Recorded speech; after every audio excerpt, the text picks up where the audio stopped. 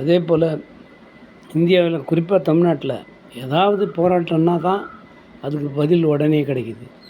தண்ணி வரலன்னு கேட்குறாங்க 2 மாதமா. எந்த அதிகாரியும் எந்த பதில் சொல்கிறதில்ல. அவங்க வந்து ரோட்டில் எல்லா பேருந்துங்க எல்லா வாகனங்களையும் மடக்குனாங்கன்னா அப்புறம் வந்து பேச்சுவார்த்தை நடத்தி உங்களுக்கு உடனே நாங்கள் ஆவணம் செய்கிறோன்றோம். என்ன இது அசிங்கமாக இருக்குது இதெல்லாம். அதிகாரிகளுக்கு இருக்கிற ஒரு மாண்பை கெடுக்குது. அவ்வளோதான் சொல்ல முடியும். ஏன் நீ அடிச்சா தானே இந்த மாதிரி வந்து ஒரு போராட்டம் நடத்தினா தான் நம்ம அந்த உரிமையை கொடுப்பேன்.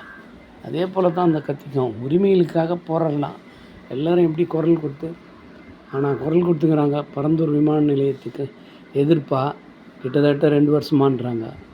இந்த காஞ்சிபுரம் மாவட்டத்தில் ஏகனாம்பன்ற ஒரு குறிப்பான அந்த இடத்துல பரந்தூர் விமான நிலையத்திற்கு எதிர்ப்பாக 2 வருஷமாக குரல் கொடுத்துக்கிறான்றாங்க, போராடிக்கிறாங்க. எந்த வித பலனும் வரலையே.